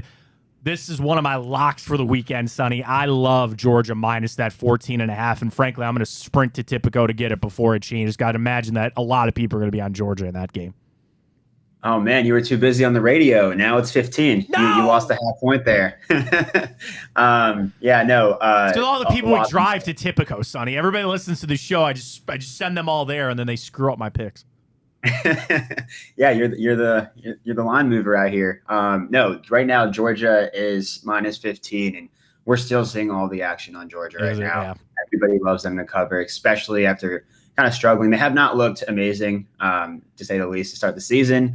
But this one feels like they need to make a statement win, and I could see them doing that against Kentucky. So the public's with us here, Matt. All the money's going towards Georgia to cover here. Sonny Gupta joining us, Tipico Sportsbook Manager. Get signed up, Tipico. Use that code BIGPLAY150. You get the bonus bets. You can bet free this weekend. I love those, Sonny. It's a great way to kind of get that bankroll going a little bit. Take some of the guarantees. Go ahead and parlay that a little bit. Parlay Georgia and Ohio State to cover and kind of get that bankroll going with Tipico. Use that code BIGPLAY150. Over to the pro game. No Browns game, but a lot of eyes going to be in Pittsburgh. Ravens a 4.5-point road favorite. Sonny, I hate home dogs, and I hate the Steelers being home dogs, but I had to take Baltimore. Ryan took Pittsburgh. I question Pickett with the injury. I don't like any part of taking the Steelers as a home dog here, but I did take Baltimore. Your thoughts on that 4.5 there for the Ravens and the Steelers? Like, all logic says we need to go with the Ravens here, right? Right. Yeah, they agree to Pickett. Ravens, they've started the season decently strong here. Steelers have not looked that great. But doesn't this feel like Mike Tomlin messing with us here? Doesn't this feel like Mike Tomlin is going to pull one out of his ass and get something going here for the Steelers? I do not. This is a stay away for me. I do not love the spread here at all. 4.5. Something's fishy with that line. I would not bet against Tomlin here at home. I'm looking at the over/under. So right now we have about 60% of the money on the over at 38. Okay, I like that. Yeah, I do too. Actually, I do. I like that over/under at 38. It's such a low over/under. I'm going over 38 here. Yeah, I like that number too, especially if you assume that Lamar and that offense, he found a lot against the Browns last weekend. And if Pickett plays, that'll give them the boost. Najee Harris with some comments this week. I kind of like that over/under as well. A sneaky good matchup here. Eagles traveling to take on the Rams. Eagles kind of woke up a little bit, needed to go to overtime against the Commanders. It's a 4-point, a lot of road favorites. I think 1, 2, 3, 4, 5. I've got 6 road favorites this week, Sonny. One of them is the Eagles-Rams. It's 4. Rams are getting Cooper Kupp back. Both Ryan and I took the Eagles. What do you think of that game? Yeah, no, Eagles escaped one against the Commanders last week. Eagles, I think they're the most interesting undefeated team at the moment right now. I don't feel like they've looked strong in any of these games, but here against the Rams, despite Cooper Kupp being back, I like the 4 points here. It's not the 4.5 that the Ravens are laying. 4 feels like the right number to me. On Tipico, I guess we're split here, and so is the public. Tipico right now, it's about 50-50 on the Eagles and Rams game. Another big matchup here. Chiefs traveling to take on the Vikings. Another 3.5-point road favorite. And then Sunday Night Football. Well, let me get your thoughts real quick on the Chiefs-Vikings there. I kind of like Minnesota to cover there. Yeah, it's the highest total that we have right now this week. It's at 53 at the moment, and the public is still loving the over right now. So over 53 is also going to be my pick. I fully expect this to be a shootout. Kirk Cousins, I even got the facial hair going for Kirk Cousins this week. No, this is a lost bet for something else, but looks good though. I gotta tell you, man, I like the handlebar. It looks good on you. Looks really good on you. Yeah, I'm so ready to shave it. No, but yeah, Kirk Cousins here against Mahomes, who did not look great last week. Obviously, going to be more viewers here with Taylor Swift and the Swifties tuning in, so I can see them lighting it up here. And then one of the marquee games, Sunday Night Football, Cowboys, 49ers, 3.5 is what I've got it at for San Francisco. Sonny, a lot of people are picking this as the upset of the week. A lot of people are jumping on Dallas, wondering if San Francisco, they'll lose a game eventually, I'm sure. The streak with Christian McCaffrey, which I would imagine at Tipico, Christian McCaffrey anytime touchdown score. Well, I think it was minus like 245 last week. I got to check to see what it is this week, but that's going to be an intriguing game. I'm sure there's a lot of money coming in on that. Your thoughts on the Sunday night matchup? Look, I think the Cowboys defense is for real. So yeah, it was in the minus 200s last week. Right now, McCaffrey is minus 195. I'm looking at it. Yep. Mm-hmm. If you like that, go ahead and bet it. Yeah, minus 195. I still think the streak's going to stay alive. I think that they're very well aware of the streak at this point. So if they're around inside the 5, that he's getting the ball. But no, I think that Cowboys defense is for real. I love the upset here. Despite me being a Commanders fan and essentially giving up on the season after last night.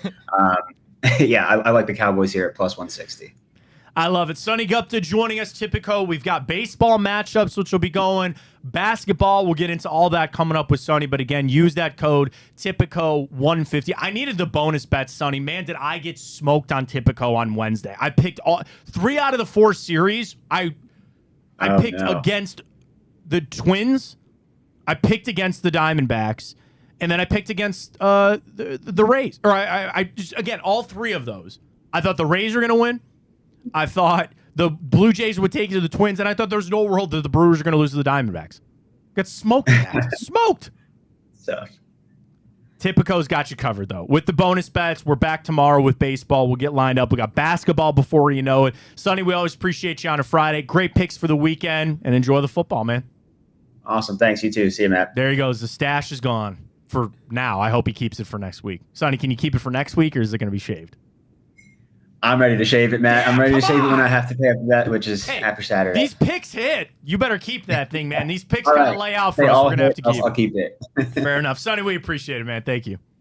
All right, see you. There you go. Sonny Gupta, sportsbook manager for Tipico. Use that code BIGPLAY150 to get signed up. Back to Ohio State, Maryland. So it kind of got pushed out there a little bit, Ryan, but I got to tell you, I like that little parlay action that I think I'm going to do. A little Ohio State minus 20 and Georgia minus that 14.5 against Kentucky. I like those bets a lot.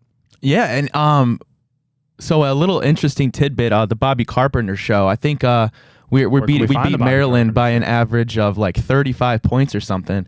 And going back to, Maryland's 5-0. However, I believe the teams that they've beaten, their combined records is a sloppy 5-15. All that kind of stuff. Like, no way at all. Because I apologize. I had this up. I wanted to get you the trends a little bit earlier. So let's get you some trends here on Maryland and Ohio State. So Maryland is 6-2 against the spread their last 8 games. But they're only 2-4 against the spread their last 6 games against Ohio State, and obviously they are 0-8 in their last 8 games against Ohio State. They never beat them in that. But Maryland 4-1 against the spread their last 5 against a team from the Big Ten. You flip it over for Ohio State, 16-2 straight up their last 18 games. The over. So here's another one too. The over is 8-0 their last 8 games between Ohio State and Maryland. Ohio State 15-1 straight up in their last 16 games, 18-2 straight up their last 20 against a team from the Big Ten. But Ohio State as the favorite, which I think is what a lot of people may be leaning towards. The Buckeyes are only 2-6-1 against the spread their last 9 games when they are the favorite. And they get a lot of big spreads. I understand that. I get that. But it's Maryland. So I like the over. And I like Ohio State to cover that 20. What's the over right now, Matt? Let me see. I can pull this up here for you real quick. I've got it at 58.5. Okay. From where I'm looking. Let me check Tipico real quick. Maybe Ohio State can drop a 58 ball themselves. That'd be nice. I mean, yeah. I mean, that's and again, a lot of that kind of goes hand in hand. I should have looked. I'm ashamed of myself. I should have looked for our super boosts for this game. So Ohio State, Maryland. Actually, they have it at 57 on Tipico. Cardale's boost. We've got Emeka Ibuka to score a touchdown, and over that 56.5 is boosted to 130. Wow. So I kind of like that even a little bit more than just taking straight up on the over. I'll take that. I'll ride that. Little maybe $10 action there on 10 to win 23 here with our friends at Tipico. All right, get your bets in. Use the code BIGPLAY150. When we come back, we'll jump in a little bit of time hop. We'll see what happened this day in history. We'll dive back into the Browns. We'll wrap things up here on a Football Friday edition of the Matt Fontana Show right here on Big Play, streaming live. iHeart app. Get us on YouTube. Get us on Facebook. Of course, we're streaming on Twitter. Podcast up on Apple and Spotify and all our shows there. You mentioned the Bobby Carpenter Show with Anthony Schlegel. Bonus time with Bruce Drennan, Josh Maria Cribbs, Hanford Show, Reflog Show. We got you covered. The Big Play Network. Where you want it, how you want it, when you want it. With our friends at Big Play. Time Hop comes your way next.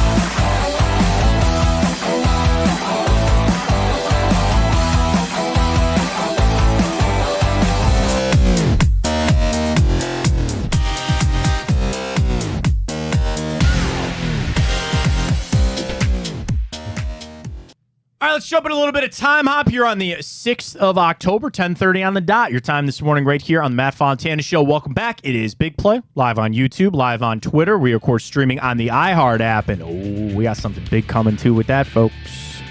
You got that email, right, Ryan? I did. We're very close. We got an app coming, folks. We got an app that you can just go to one place and get it all. It's a free app. You can get the audio. I think we're moving to getting podcasts potentially on there, too. It's exciting stuff. So I'll tell you when it launches. It's not there yet. I know Dave and Ken probably hate me for saying that this morning, but I'm sorry. Little promo. We have an app coming from Big Play. It's going to be awesome. So keep locked in for that. Let's head back on Time Hop and tell you what happened on the 6th of October, including this day, 2017. Oh, I remember this game, Ryan. ALDS against the Yankees. We're getting smoked 8-3. Francisco Lindor hits a grand slam, just hugging the pole. And we end up coming back to win 9-8 off that grand slam that helped. What a time to be a Guards fan. Jake Bruce had a big hit in that game, I think I remember. And I was at that game covering it. You just watch the ball just like curve around the foul pole. And he made it. So what a day that was this day, 17, excuse me. This day, 2016, Indians beat the Red Sox in the ALDS 5-4. Of course, we would be on our way to the World Series that there. 11 years ago today, the Indians officially hired Terry Francona as their manager. That was a big shock. You know, he was in the ESPN booth, and it was an amazing hire. It was the perfect hire. It was exactly what they needed. I've said that, you know, this managerial hire, it's an important one for the Guardians, but I've kind of made a case. I question how important, you know what I mean? And people jumped on me for that. They go, this is imperative. This is super important. I think you've laid the foundation and the groundwork for what could be a successful team. You need the right guy. It's not like, let me put it this way. This hire is not so much like Terry where you need to transform who this team is. This hire is, you need somebody to just keep it on the rails. Like, just take over what's been built. You're not taking a destitute team over. It's going to be an important hire. I hope they can get Kevin Cash. We shall see. This day, 2010, I remember vividly sitting at a bar in college, at Mike's Bar and Grill in Berea. Shout out to Mike's. I love them. They're the best. And I was working at the college radio station there, and we would do our sports shows there every Tuesday. I was sitting at the bar because I watched, and I'll never forget, that Roy Halladay threw a no-hitter in Game 1 of the NLDS. It was only the second no-hitter in postseason history after Don Lawson's perfect game in the 56 World Series. And I remember just watching it and going, there's no way he's going to throw a no-hitter. It's the playoffs. And he did. Doc Halladay, R.I.P. This day, 2010. This day, 1993. For the first time, Michael Jordan announces his retirement from basketball to pursue his baseball career. You always wonder, would he have probably won another ring in the time that he was away playing baseball? Yeah, probably. People get so wrapped up in the GOAT debate. That's not the last GOAT reference I will make in Time Hop, by the way. I still think Michael Jordan, people always yell at me, Michael Jordan's the GOAT, but I think LeBron James is the best basketball player of all time. They go, well, what do you mean? If Jordan's the greatest to ever play the game, Jordan is the best champion, in my opinion. I know Bill Russell and all that, but I think Michael Jordan's the best champion. But as far as actual physical skills of playing basketball, it's LeBron James. But nonetheless, Jordan retired this day, 1993. I mentioned a GOAT. This day, 1945. A GOAT and its owner show up at Wrigley Field for Game 4 of the World Series. They were told to leave, and the curse of the GOAT begins for the Cubs. You know about the curse of the GOAT, right? I actually don't. So in 45, again, this guy showed up with his GOAT to go watch the game. And they were like, no, get out of here. And they think like the curse of the Bambino, the curse of Rocky Colavito. Baseball's a lot of curses. The Cubs felt like it was the curse of the GOAT. Very superstitious game. And obviously they won the World Series, unfortunately. But like when the Bartman, you know about Steve Bartman. Oh, of course. Yeah, so like when Bartman happened, people didn't think that was actually a Bartman thing. They thought that was the continued curse of the GOAT for the Cubs. That happened this day, 45. Very happy birthday goes out to legend NFL coach Tony Dungy, Rebecca Lobo, former Indians pitcher or player, Jake Bowers. You gave up Yandy Diaz for him. Yandy Diaz, did he not win the AL batting title this year?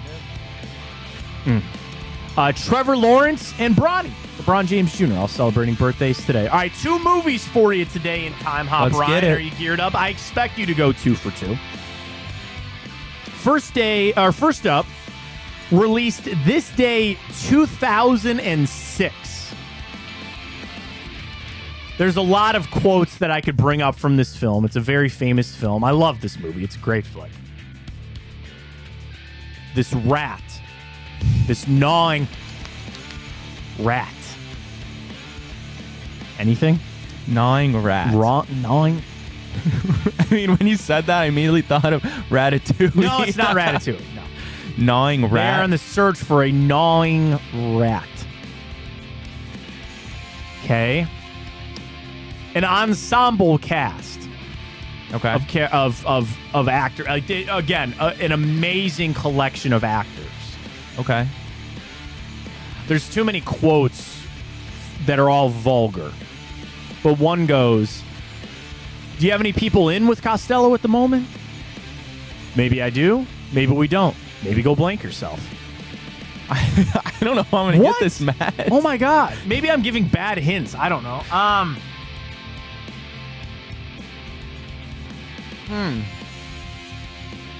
Mr. Frenchie?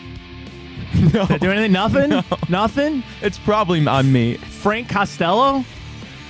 No. My mother called me Francis. And your father called you the tumor. No. What's your father call you, Charlie? Oh, yeah, that's right. He wasn't around. I have no idea, Matt. Mark Wahlberg, Matt Damon, Leo DiCaprio, Jack Nicholson. Oh, wow. Okay, yeah. I guess I was thinking of more Little Rat. Okay, No. that makes a lot more sense. The Departed. The Departed is correct.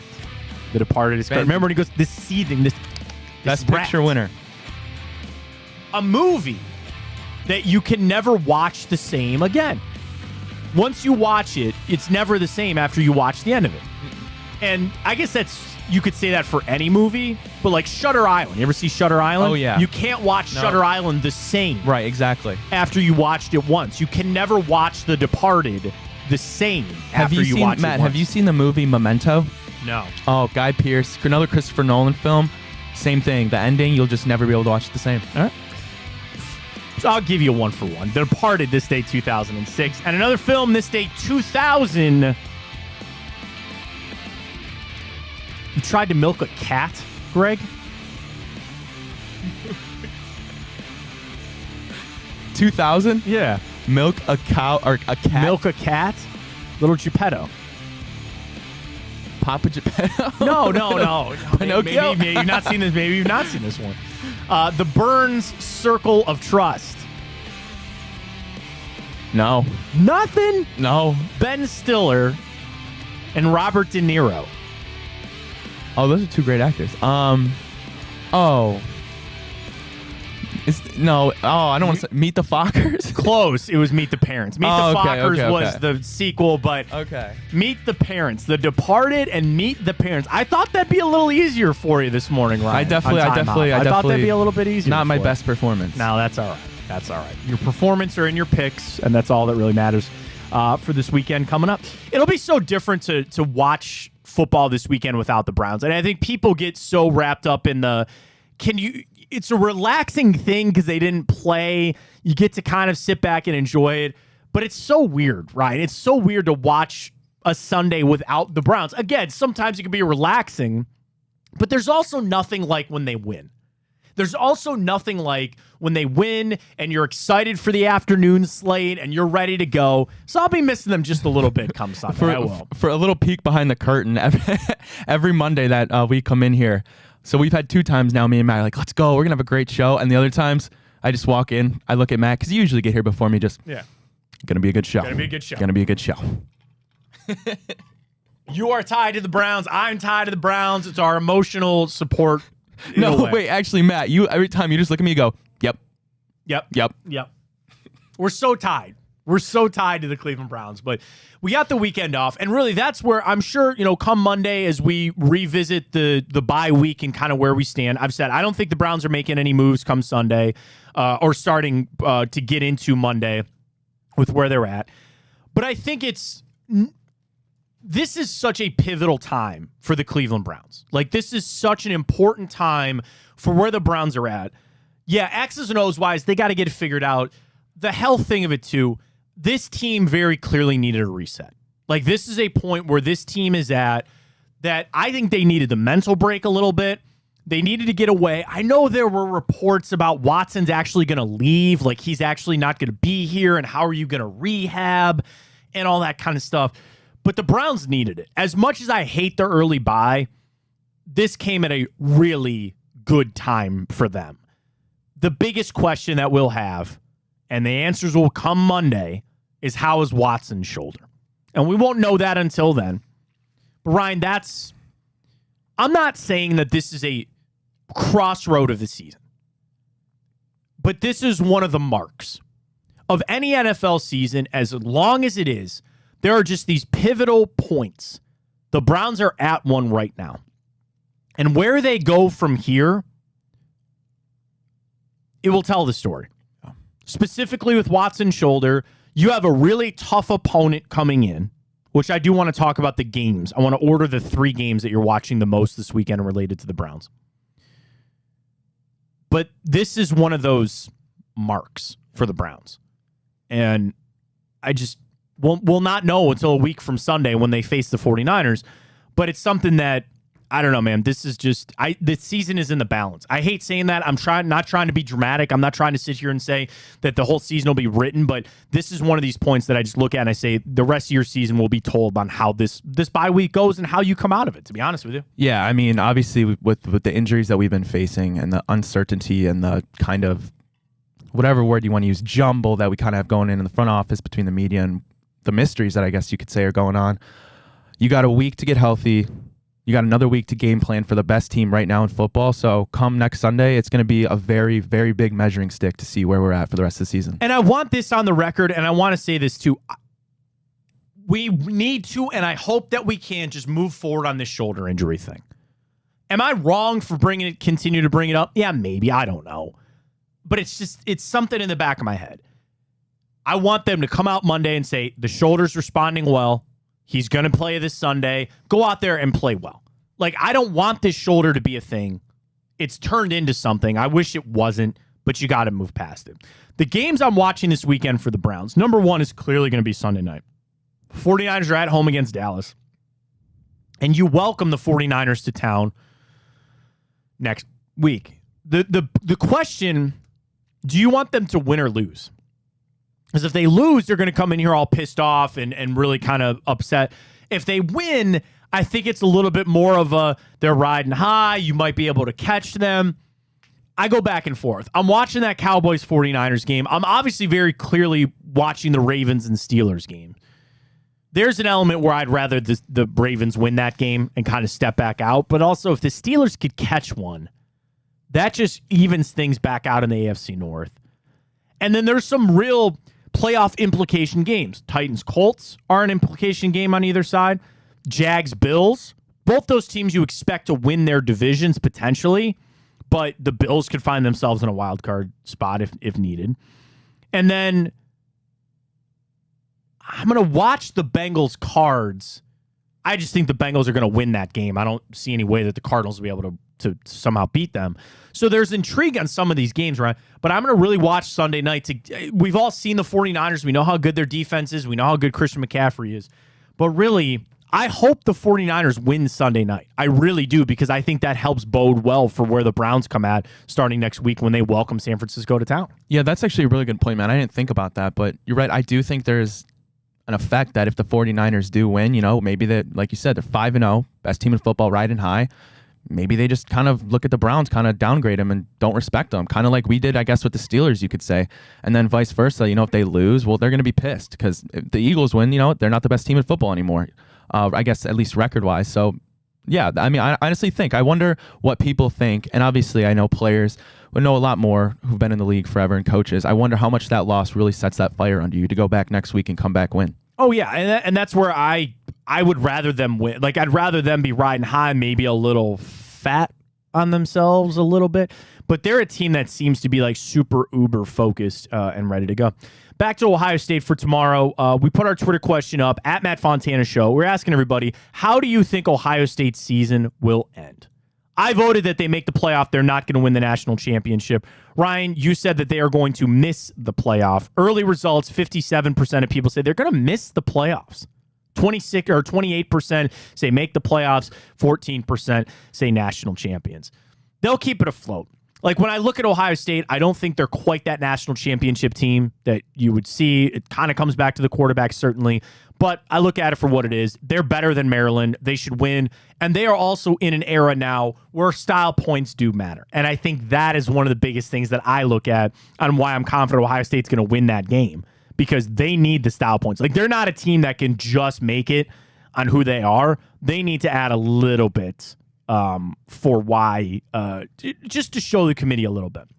With all that being said, though, Bill Connolly of ESPN, he wrote up why Maryland could give Ohio State a little bit of a challenge. So we know the Terrapins, their quarterback, Tua Tagovailoa's brother. I feel bad.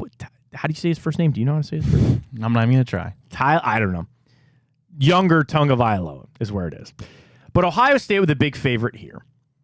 And this is what Bill Connolly wrote, about where Ohio State is at. They are 112 in blitzes per dropback and 110th in sack rate. So basically, when they are sitting here, their defense, this is Ohio State's defense, they don't blitz a lot and they're not getting to the quarterback. Well, that hurts when you face a guy like Maryland has that they can throw the football all over. The Buckeyes are just 19th in points per possession on offense. That's solid, but for a team that has ranked as high as they are with Kyle McCord, you expect it to be better. Ohio State has won games by scores of 23-3 and 17-4 this season. The Buckeyes winning with defense, facing a team like Maryland that can throw the football around, that recipe for success might stun the Buckeyes. It might hurt them on how it sets up for tomorrow. I can't buy it.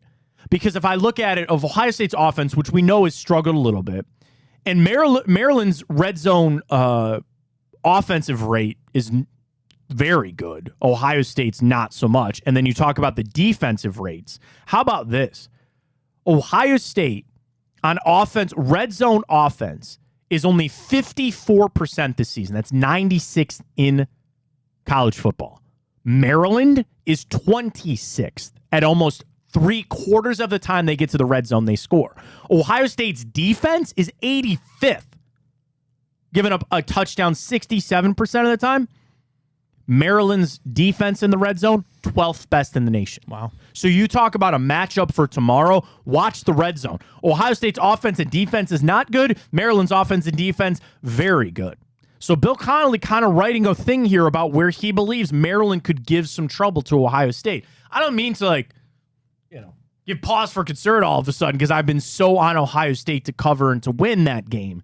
But there are some things out there that Ohio State, they might struggle. And then also the thing about Tua Tagovailoa. I don't know. I'm sorry. The younger Tagovailoa.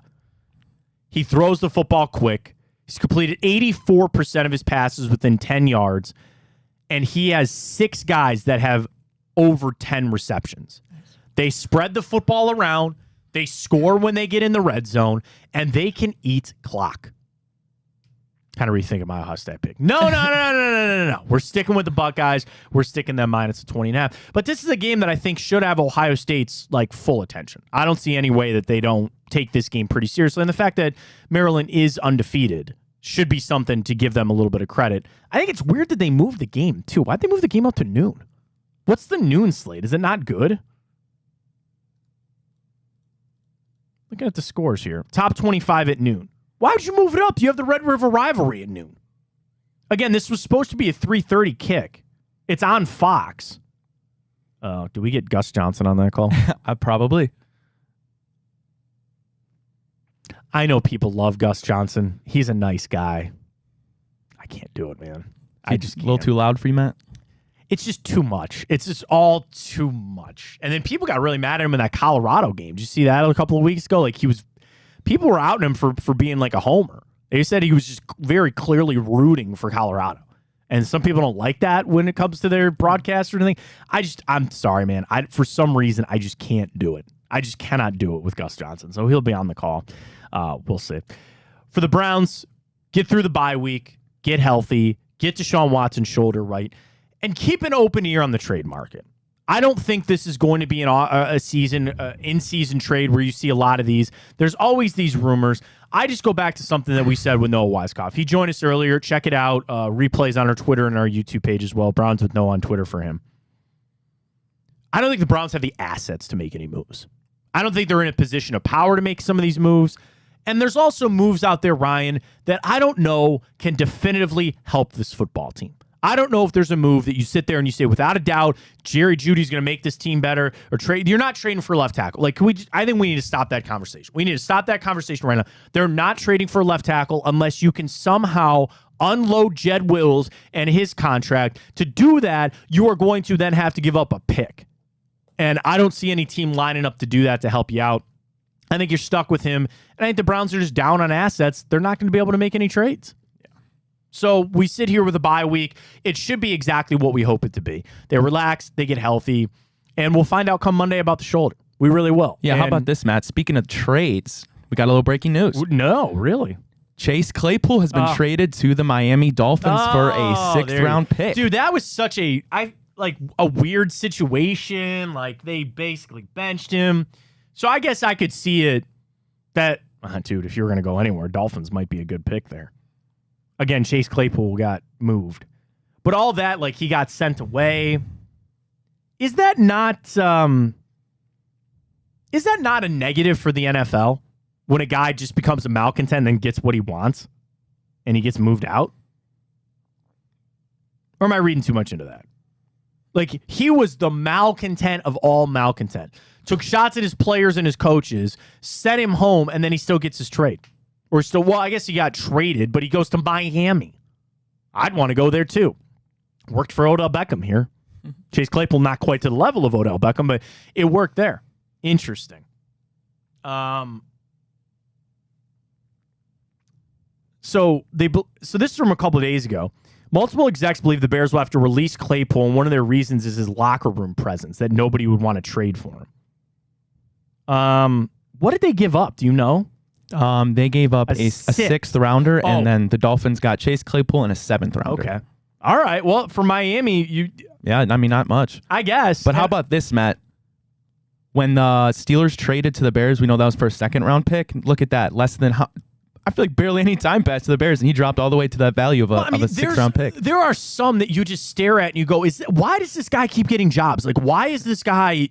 I'm sorry. Like, I saw it in Pittsburgh. Chase Claypool's not very good. I don't understand it. And that was a trade that I was confused at when they did it. And now they got to eat it and kind of move on. So, interesting. Donna Kelsey's on the Today Show. She was talking about Travis dating Taylor. So now are they officially dating? Is that official now? I don't feel like we ever got a real... like a big thumbs up on that. Yeah, I'm not sure. I mean, all signs point to it, and you know how the labels go. Like, they could be dating, doing everything, but I guess not throw a label on it. Dude, and the Kelseys are the talk of the world. LeBron wants to go on their podcast now. They got the Heights show or whatever it is. New Heights. New Heights. And LeBron was like, dude, where's my invite? I think you probably want to get an invite over there to the King. I'll watch that episode. That'll be a pretty cool episode to get him on there. Dude, the Kelseys can do no wrong right now. Do you believe... I'm surprised we didn't talk about this earlier. Do you believe that the NFL is in on all this? 100%. So they apparently, we talked about this, they went to their 4 major networks and asked them to run free advertising for Taylor Swift. Here's my conspiracy theory question. Did her and Travis Kelce just organically start dating, or was this a conniving plan? That's not really a word. And they said, all right, we'll pick Travis Kelce. Like, did she come to the NFL with the idea saying, hey, let me date one of your players? And they said, all right, which player should we do? And they were right there. They go, okay, Travis Kelce works. Let's do Travis Kelce. I don't know. We need a conspiracy segment on this show. That's what I'm saying. Like, did they actually start organically dating? and then all of this kind of morphed into what it is? Or did she come to the NFL with this idea and they picked Travis Kelce? Another case for the big play I team. Write that down on the big play I team. Investigate. Watson shoulder, Jerry Jeudy in Denver, Travis and Taylor Swift. Did they actually start dating, or was this a giant scheme from the NFL and they just picked Travis Kelce? Those are all things that we'll have to get to with the I team. Great stuff this week, folks. Again, apologize we didn't have a show yesterday. We'll be back for a full week next week as the Browns will be back in Berea. Again, just get through the bye, get Watson healthy, and let's see what we got about the 49ers. I will say this now, Ryan, as I'll say next week. I will not read too much or too little, which is a weird thing to say. I will not read too much into the San Francisco game. They are a damn good football team, and I need the Browns to show up. But all week next week, I'm going to just try to go in with a little confidence that they can play a good game, and we'll see how it goes. Enjoy the hell out of the bye weekend. Chico's coming up at noon. Don't miss him. Noon to 2 every day, right after us, relative after an hour. 12 to 2. Chico's coming up. Big play. Get it on iHeart. Get on YouTube. Get it on Twitter. And get it on Facebook. Great stuff this week. We appreciate all the support. For Ryan Tyler, I am Matt Fontana. It's always just a little sweeter on Fridays. And as always, take it easy.